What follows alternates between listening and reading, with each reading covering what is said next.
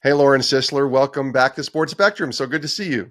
So good to see you. And it has been a minute, Jason. What is up? A little bit of a minute. Yeah, I think it's been about 3 years since the last time we talked. You weren't a mom at that point. You were not a author at that point. So a few things have kind of evolved over the years since talking to you, Lauren Sisler. I know it has evolved, and life has been.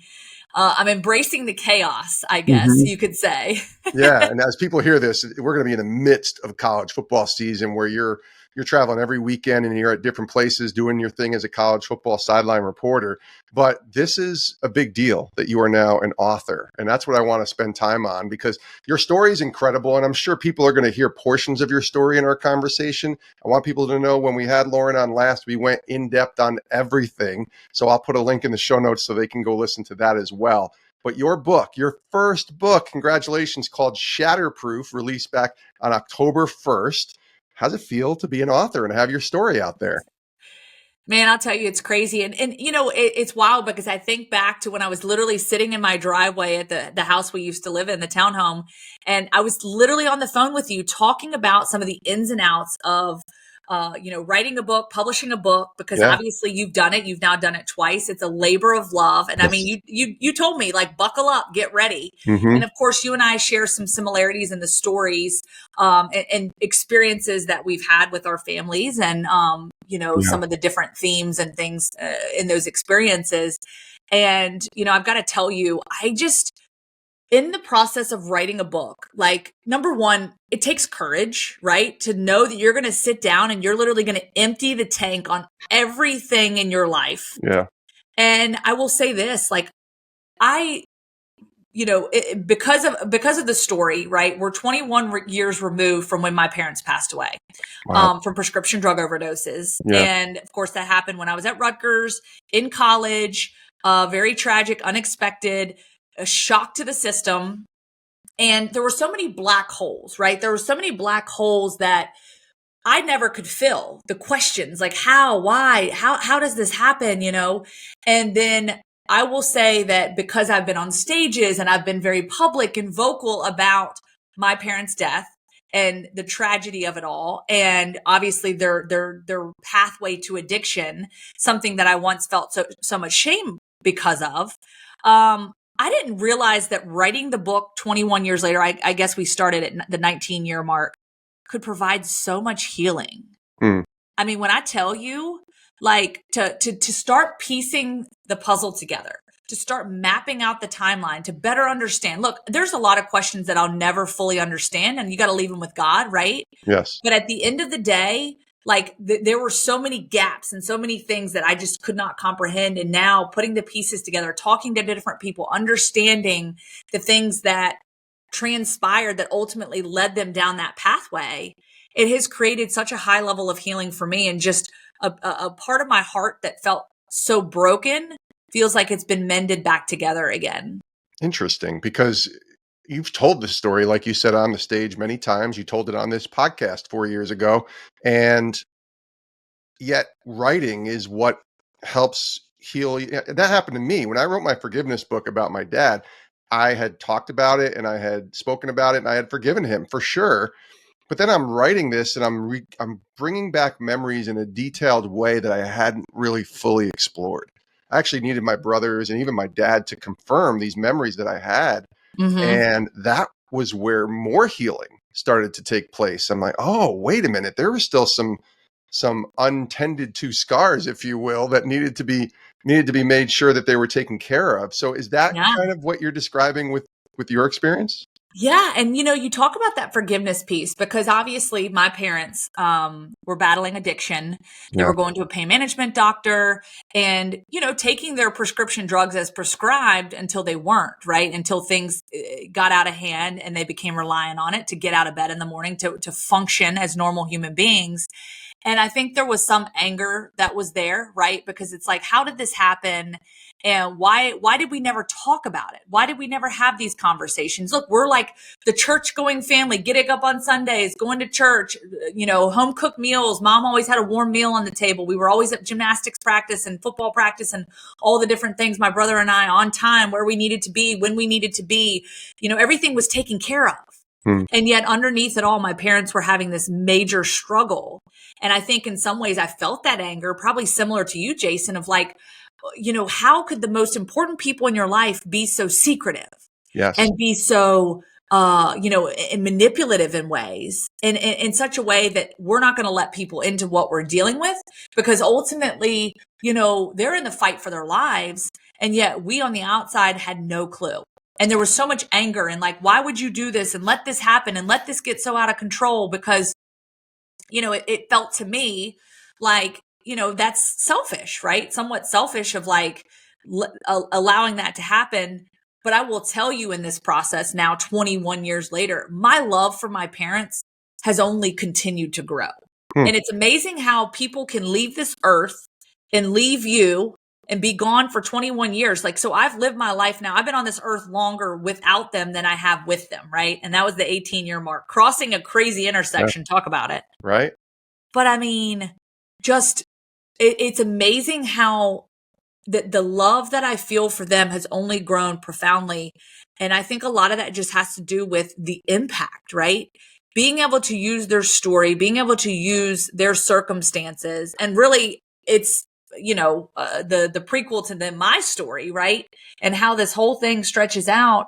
And this realization that like we're on this earth, we have a purpose, right? We have meaning and purpose, and God puts us on this earth for a reason. Yeah. And I'm seeing those things come to light, and I'm understanding them more. And I'm like, wait, this is what this means. This is how this is supposed to be.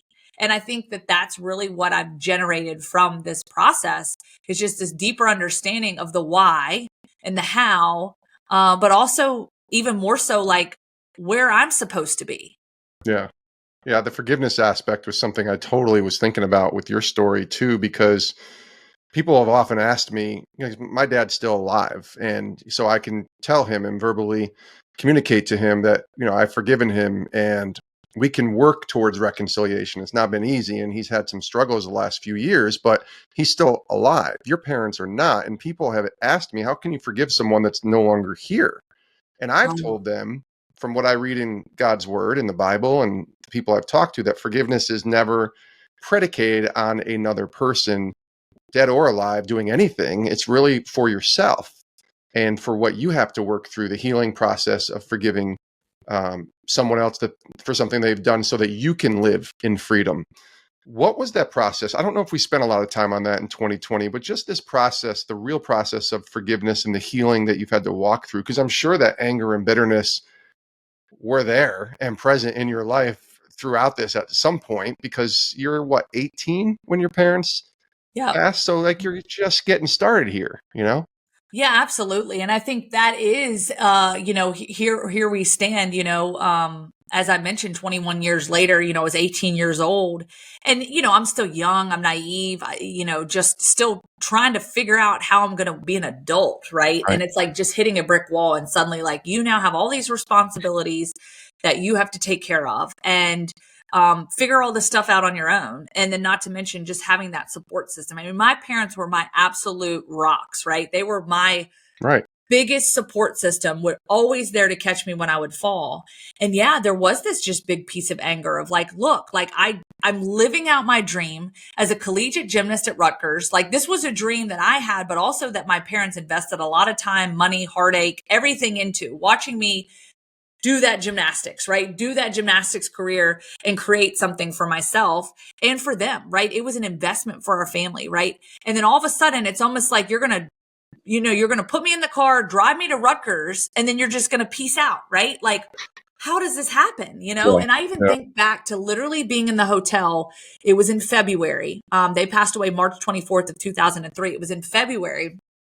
They came to town. They got to watch me compete. And in gymnastics, it's six girls on each event. And, we've got a team of, 25 plus girls, right? So you're competing for a spot in the lineup. And I was a freshman. I had been dealt with injuries. Like I was not in the lineup, but my coaches said, hey, we're going to let you do exhibition routines on bars and floor. Those were my two best events, and your parents can watch you compete. And so that meant something to me because they got to stand there in the stands, and I could still remember the look on their faces when I finished my floor routine and saluted the judges and put my arms in the air, and I could just hear my dad with that loud screaming whistle and my parents just screaming like I had scored a perfect 10. And it was just such a proud moment for them. And I think back to that, and then going back to the hotel, staying in the hotel with them, and then going to lunch with, my gymnastics coaches. And, that was like, it was almost like they said, all right, you've done it. Like, you're here.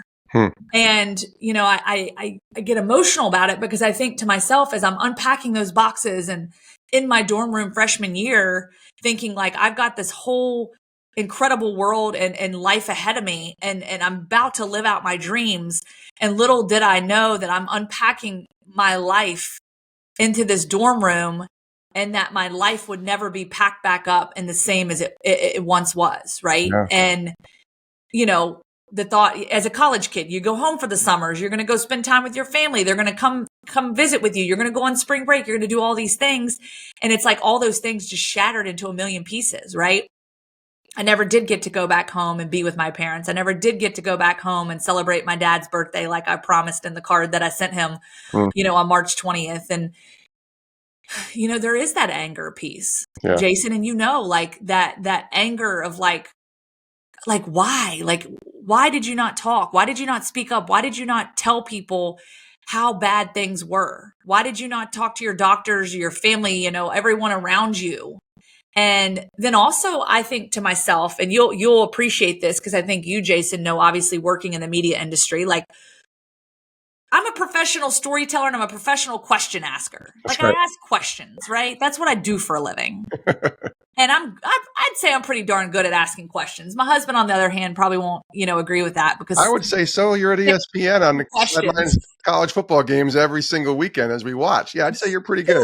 Yeah, that's the life. And I think back on it and I'm like, why did I not ask more questions? Like, I'm pretty darn good at this. Why did I not ask questions? So, I think that anger is not only tied to them and their decisions and their choices, but also like my inability or lack of awareness to look at them and ask the questions that would have been important to perhaps lead them down a road to recovery.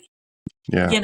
Yeah. It's really, really difficult. Oof. I think, it feels like it's heavy, right? Like this whole thing is heavy. This whole storytelling thing is heavy. And I remember asking you about feeling comfortable telling your story publicly in a way that would encourage people, because I've still wrestled. And now this has been, I don't know, almost 9 years since I first started the idea of writing Live to Forgive, my first book. And I still wrestle to this day in telling people my story with my dad, because I don't want people to think that I'm trying to capitalize on tragedy, if you will, or horrific situation to benefit myself. And that's why I even struggle with writing the book. And I just often ask God, like, please use this for to help someone else. Cause there's no glory in bragging about your struggle for your own gain. Like you're only doing this. Like I'm assuming Shatterproof was written because you want to help someone else, not because you're trying to sit here and become a bestseller and author or whatever. Like you just said, it was a labor of love. If I never had to write a book, I would have been completely fine with that, by the way. Hey, let me tell you, you're right about that. You just went through it. Yeah. Woo, It's hard. I mean, it comes with a lot of ups and downs. And you talk about that, right? Being intentional and recognizing, like, I think in the process of writing the book and then getting to the goal line, so to speak, and like, okay, now how are we going to promote it? Yeah, there were moments where I started getting caught up in like okay, how do I get on this bestseller list? How do I get here? How do I get there? What do I do? And what I find that is so amazing about this process, it's when you get the email or the message from someone that says, I read your story and I love what you say about falling in love with your story. I'm going through this. Yes. And I've realized now that I've got to learn to love myself better and love my story better. And maybe I can break free from this pain and this internal warfare that I'm feeling about who I am and the life that I'm living and the path that I'm going down. Yeah. And then that's when I'm like, that's where it matters. It's not the, selling X amount of books. You hope that the people that buy it, pick it up, read it, get something from it. But it's when you get that piece of feedback that you're just like, Wow. Well, it's the one, right? Like it's the one, as people have always said, focus on the one, whether it's sharing your faith, whether it's telling your story, whether it's hosting a podcast, whether it's talking into a camera Mhm, with mhm. a coach on the sidelines, and he has, like, you're not worried about millions of people watching. You're worried, or you're thinking about probably the one. Like, what's the one person and the question they would want answered, or the one thing that can help them? And that's what I've done too. So when you get that email from that person that says thank you, your story has helped me, fall in love with my story. And I like how you say fall in love, because I think you say it in a way, and you mean it in a way that isn't self gloating or saying, hey, look at my story. Like, hey, here I am, look at my story. It's coming to the realization that your story can help someone else in their Oh, story. That's it. and it's such a ripple effect. And I think one of the biggest things, and you bring it to the sports world, and one story that really resonates with me is Kentucky linebacker JJ Weaver. Mm, Um, Come to find out, he had six fingers, right? And what's crazy is I guess the local media, and really he wasn't super open about it, so it wasn't a story that was covered in depth. And I had this opportunity a few years ago to share that story. It was against South Carolina. And I remember being so excited because when I get a story like that, I'm like, yes, the story hasn't really been told. Like, yes. I'm going to go out there and I'm just going to, I cannot wait to share this story. And to your point, it's not about me, right? It's getting the story out there. But what I was so disappointed, and this is where I kind of wreck myself internally, is if I get a good story and I don't feel like it does it justice, like I feel like I'm letting that person down. Like, I let JJ down, I let the school down, I let his family down, I let, those people down. Sure. But what's crazy is that story has helped me to realize that it only takes 30 seconds, because basically the ball snapped. I'm in the middle of my story. You know how it is. Oh my gosh, you've been there. Like, okay, lay out. Come on. Game's playing. You got to be quiet now. And Yeah. so I'm like, oh, okay. And I just remember being so disappointed. I literally can feel like just the disappointment in my body as I'm like standing there with my clipboard and my pen and my microphone, and just like, like, that did not come out the way I wanted it to. I didn't get enough time. That wasn't how I pictured it happening. And then guess what? A third grade teacher from a local school writes in to Kentucky Athletics, tells them about her story, that she was born with extra fingers on her hands, like JJ. She has two students that were also born with extra fingers on their hands. Mm, He comes and does a field trip, comes and talks to the students. And oh, by the way, college game day, Jen Lada's out there doing the story. yeah. And, they pull a snippet, from us doing the game. And I'm thinking, like, all it took was 30 seconds for that teacher to hear his story, to bring him in, to talk to those students and to tell them, hey, it's okay. Like, I'm different. Yeah. And I used to run from being different, but now I'm owning it, and he's got this brand now, The Perfect Fit. And it's just such a beautiful story. And it's a reminder to people that when you're afraid that maybe you don't have enough time, or afraid that your story doesn't matter, you're afraid that what you're doing isn't going to impact anybody, do it anyways. Mm, Because guess what? You're going to find that you're going to impact so many people. And even if it's just one, but then there's that domino effect, because then I think about JJ going to talk to those kids, and now those third graders are probably in, fifth, sixth grade now.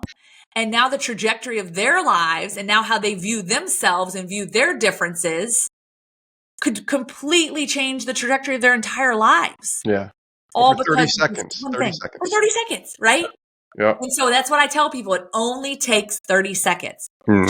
Just do it. And what do you have to lose, right? What do you have to lose? Yep. If they don't receive it or whatever, then you told someone, and you just never know. And I think the more we tell our story, I remember that being a big thing 7-8 years ago when I left ESPN to pursue ministry with Sports Spectrum, was the more we tell our stories, the more it's going to help people. And that doesn't just fall into the world of ministry, by the way. That's everywhere, like you're describing. And yeah, I think it's important in church too, because I think a lot of people come in with shame, come in with guilt, come in with baggage, with pain that they went through, and church maybe is there to help them feel better, if you will. But I think that's the place too, especially in the believers community, if you will, in the Christian community, to share your story there too, because that's what testimonies are all about, is sharing your story with others and letting them see, hey, you know what? I'm not alone. Like, that's probably what you've seen the most in sharing this is like, oh, I'm not alone here. I am not alone. I mean, that is, you hit it right there, because it is that recognition, because for so many years, right? Like, I'm running from this thing. I could not let people know. I mean, even when I'm interviewing for jobs, right? Bouncing around to different TV stations, trying to make my way up in the TV world. And even when I got to ESPN, there was parts of me. And again, this has been a long journey. But when I would go in for job interviews, oh my gosh, like if people find out like about my parents, I felt it then becomes a reflection of me. Totally. Yeah. Right? Like, oh, your parents are addicts, they're junkies, they're druggies, like all these terminologies come up. And, I think there is a misunderstanding of what addiction is. And me as a kid didn't know. My dad was an alcoholic, right? We've talked about that. He struggled with alcoholism. I knew it. I saw it. I didn't know what alcoholism was. I just knew I don't want to really be around this. Okay, dad, like you go do your thing, but I compartmentalized it because then everything would be fine, right? Like back to normal. And then, relapse back to normal. And so I think that, as we talk more openly, we start to normalize things. And then, as you said, when people walk into church, when they walk into, work, when they walk into wherever it is they're going, they don't sit down with this weight of the world on their shoulders thinking like, it's only me. It's only me that's gone through this divorce or this infidelity or this addiction or this major issue. Right. Mm-hmm. And I think those are the people that you really want to reach, because you want to help them to understand. And I'm talking, anybody and everybody, because nobody is exempt from life's difficult circumstances, right? It doesn't matter if you are, a multi-millionaire flying around the world on a private jet trying to, do whatever, travel, run a business, run a company, whatever it is. Being at the top, it can be a lonely place, and I think that that's where we have to really just encourage people to like lean in and be intentional, find purpose in what they're doing. And, it doesn't come, the gain doesn't come from the likes and the follows and the the affirmations when it comes to, financial stability and all those things, right? I think that the reward in the end comes from impact and really being able to make an impact on someone's life, even if it's just for 30 seconds, and they take that and they run with it. It's good stuff from Lauren Sisler. Get the new book, Shatterproof, released on October 1st, available everywhere books are found. How did becoming a mommy help you process all this? Do you see it differently now because it was your parents, when you were 18 and it was your parents' struggle, and now you're a parent, you're a mom to baby Mason, a little over a year old now. How, I know it's got to be the best too, having a little baby walking around, a little boy, but how has becoming a mom changed maybe your view on everything that you've walked through, and maybe how the Lord's kind of revealed himself to you through this process of becoming a mom on top of writing this story? Yeah. I mean, I'll tell you, it's amazing because it is a full circle moment. And as outlined in the book, my parents were great parents, and they were so involved with my brother and I. And, and I don't know if you can say to a fault, but, my mom wanted that white picket fence. She wanted to be a mom first, and then the work career world could take a back seat. That's how we grew up. Right. And there are things that back then I looked at as like, oh, I had the cool parents, they let us party and rage in high school. Like, granted, I'm the one over here, like that was always sober Sisler, like never drank, never touched anything. Even when I went back to school after my parents passed away. And I'm so grateful for that decision that I made. Yeah. But I look at some of the things that my parents did in the way they parented us. And now coming full circle and having my own son, there were things that I once praised my parents for. And while I maybe wouldn't applaud them then, it's also now looking at it and saying, hey, this is a lesson that I can learn from this. And I realize parenting is not easy. I mean, we're in the, like you said, we're in the toddler phase right now. And like sometimes we sit down to dinner and I'm like, sometimes it's survival, right? It's like survival, and you're doing everything you can. And it's like, okay, well, if this is the only thing he's going to eat tonight, of course he loves fruit, which is interesting because I hate fruit. Like I despise fruit. I eat no fruit unless avocado. People say that that's a fruit, but I hate fruit. And it's funny because, when I was pregnant with him, like I'm not eating fruit. I'm, eating McDonald's chicken nuggets all the time. And my husband kept giving me a hard time. Like this kid, he's not going to eat anything healthy and good, but thankfully he likes fruit. So Yeah. now it's like trying to get him to eat all the protein and all the other things. But, Mhm. it is perspective. It's really good perspective because now I'm now being able to put myself in my parents' shoes, but also recognize like I've got this thing, this little tiny being that is relying on me. And it's just like this shift happens inside of you internally. Like I've never been a nervous flyer, Jason. And I'm on a plane every single week during college football season. Yeah. Never been a nervous flyer. Suddenly we hit turbulence and I'm like, like, and I literally, the Lord's name is just rocking in my head. Hey, dear Lord, just get me home to my baby. Just get me home. And it's just amazing how your perspective shifts. And now I recognize there are things that I'm taking from my parents that I want to utilize as I continue to raise baby Mason. And then there are things that I'm like, you know what? This is a great lesson. And I Mhm. want to have these conversations. And I'll never forget, just a couple months ago, I went back to my parents' gravesite and, it's in Virginia. I don't get the opportunity to go back there as much as I would like. And I remember sitting there in the columbarium or whatever. And I think that's how you say it. Is it columbarium? Is I that don't know. right? I don't know. But we're sitting there and Mason's obviously too young to know where we're at, what we're doing. He has no comprehension. Sure. But I remember just sitting there with the Lord in that moment and just thinking like, as the sun's kind of setting, just sitting in the grass with him and he's just picking the grass and running around and doing the thing. That in that moment, like I just want to have guidance and direction and peace, knowing that I can be a good parent, that I am being a good parent and that I'm doing all the right things. And also that I want Mason to know their story. I don't want to hide from it. I don't want to run from it. I don't want to be ashamed of it because I'm not ashamed of it. I never want him to be ashamed of it. That's And good. ultimately, I'm just so sad. It makes me sad that he'll never know his grandparents. He'll never know, my mom and dad. But I hope that through this process and as I go out and share their story, that he will one day be able to love them just as I do and to know them on that spiritual level just as I, bring that to light and show him who they were and that, they're still in me. Right. Yeah. And they're still part of me. And I hope that I can be a gift and use their, presence as a gift for him as I continue being a mom and trying to figure out this world of parenthood. No. And the world of work and balance and being a wife. I mean, it's all the things, as my coworkers often say. What I think is interesting, have you taught Mason the sideline shimmy though? Like, does he I know? Is he mean, dancing? Is he doing his thing?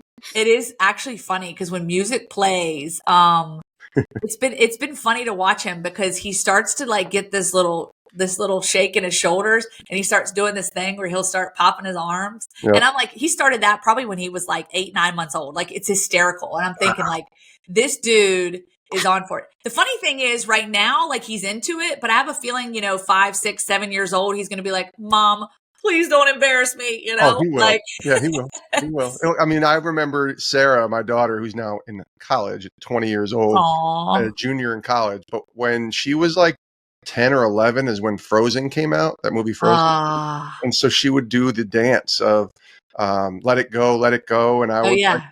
try to do it with her or even embarrass her a little bit. And she hated it so much. She's like, can I just enjoy this with myself? Why do you have to embarrass me? So yeah, Aw. hopefully it doesn't get too bad for you, Lauren, with Mason. He's going to be happy. He's got a mom who's dancing and happy. I And know, of course, yeah. I mean, I'm getting up there in age, and it is funny because you see the comments come down, and there's people out. There's always going to be people out there that yes, have a dislike for it. But it is funny because people will comment and kind of be like, oh, look at this mom out here trying to dance, and then I never claimed that I was good at it. But no, look, I just will do tell it. you this: when you talk about the sideline shimmy, and it's actually important because it's something, and it's in the subtitle of my book, Shatterproof, right? So, and how I found, and how I found my sideline shimmy, right? How I overcame shame and found my sideline shimmy. And the reason I wanted to include that is because, yes, it's become a signature thing and it blew up on social media. Right. But really, the sideline shimmy is so much more than just me out there dancing on the sideline. Yes, I used to be a DJ. DJ Sisler, what's up? Love music, love to dance. DJ, I love it. DJ, baby. But really, it became this tactic for me to help ground myself in my nerves, right? I'm going out there on national TV in front of, however many people, hundreds of thousands of people. And then, of course, I'm thinking about the bosses up at ESPN that are sitting in their little war room watching all the games and like, don't screw this up. I've been in those war rooms. Yeah. Yeah. You've been in there, And so it was a grounding exercise for me because it really helped bring myself into the moment and the nerves, just flying and like, okay, breathe. And it was therapy for me. Right. And then that therapy for me, once I put it out to the world, became joy for other people. Yeah. And so really my goal in this process, and even just with the book and everything else, is to help people find their version of the sideline shimmy, whatever that is, right? Mm-hmm. What brings you into the moment? What helps ground you? What helps you become more intentional? What helps you to feel and embrace the moment? And what brings you joy, right? And whether if you're about to roll up into a boardroom and you've got, all these investors waiting to hear your pitch, you're about to step up onto the mound and, pitch your final game of your college career, whatever it is, finding that moment and being intentional with it and using that as an opportunity to bring yourself joy and to bring others joy. And that's really the hope. And so the sideline shimmy, while a little goofy, has actually turned into something pretty, incredible, not only for me, but for other people, and just kind of getting it out to the world and just encouraging and inspiring people with it. Yeah, I love that. I love the shimmy. People need to go follow Lauren if they don't already on Instagram, Lauren Sisler, and you brace yourselves.